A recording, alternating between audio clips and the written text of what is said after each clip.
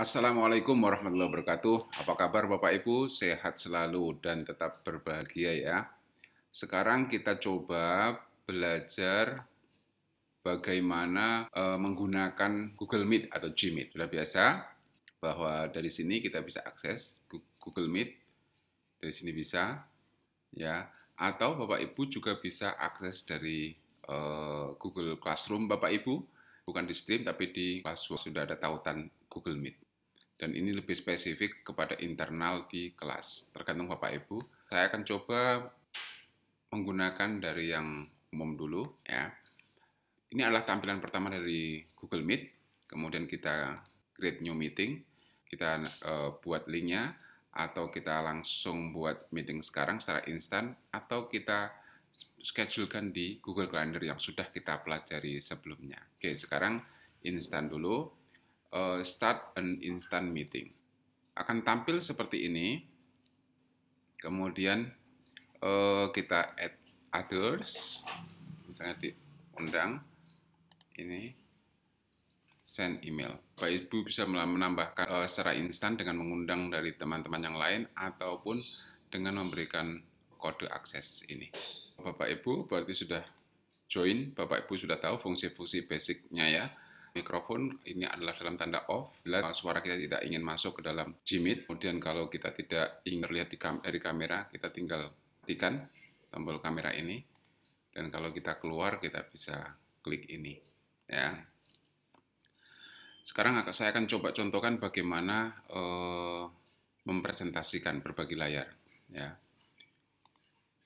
Dari sini, kemudian Bapak Ibu bisa beberapa opsi bisa dipilih. Apakah Bapak Ibu itu ingin share entire screen, hasilnya seperti ini, seluruhnya akan terlihat.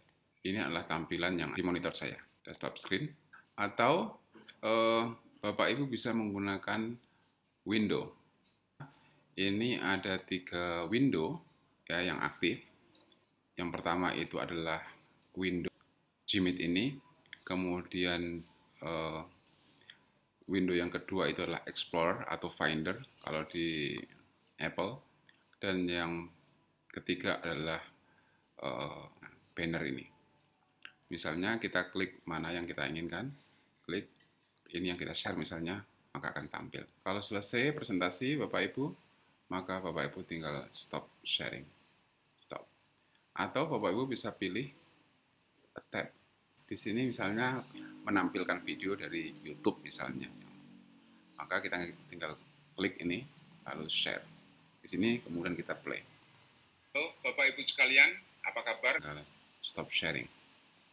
Itu adalah kalau kita ingin berbagi layar. Berikutnya adalah bagaimana kalau kita ingin mengatur bandwidth. Maka caranya adalah kita ke setting. Bapak Ibu di sini banyak sekali pilihan-pilihan, opsi-opsi yang bisa gunakan Bapak Ibu. Kalau layoutnya juga bisa dirubah-rubah, apakah seperti ini ataukah yang lain, tergantung preferensi Bapak Ibu. Juga ada whiteboard, Bapak Ibu bisa seperti di depan kelas dengan menggunakan papan tulis lalu menulis dengan tulisan tangan, handwriting juga bisa, atau di situ juga bisa kita sematkan video-video di whiteboard juga bisa. Bapak Ibu nanti bisa terus mencoba mengelaborasi, put into practices semua fitur-fiturnya. Satu hal yang ingin saya highlight karena ini termasuk isu kita bersama adalah bagaimana sih supaya meeting kita itu tidak boros bandwidth ya. Ini terutama kalau misalnya Bapak Ibu menggunakan WiFi yang unlimited itu no problem ya, tapi kalau menggunakan data mungkin ini akan menjadi isu dan ini banyak muncul masalah di lapangan. Oke. Untuk mengatur bandwidth, maka kita ke setting, kemudian kita ke video. Kalau audio kecil adalah yang paling rakus bandwidth ya. Kita bisa atur untuk kamera pakai Mac, maka ada pilihannya ini. Kemudian kalau kita ingin bagaimana gambar Bapak Ibu yang diterima oleh siswa itu seperti apa, Bapak Ibu bisa atur. Apakah high definitions 720 pixel atau dengan menggunakan yang agak sedikit di bawahnya lebih ringan yaitu 360 pixel atau standard definitions. Oke. Bapak Ibu tinggal klik ya. Terus kemudian bagaimana kalau menerima gambar dari siswa kita?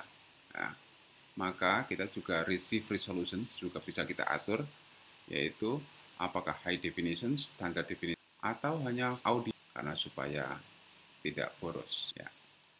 Oke, Bapak Ibu nanti bisa coba ya di rumah. Saya ingin kenalkan satu fitur yang berbeda dari Gmeet dengan akun pribadi, yaitu adanya raise hand. Kita akan dapat mengenali kalau siswa kita ingin menyampaikan pendapat misalnya dengan raise hand dulu, baru kita berikan izin untuk menyampaikan gagasannya.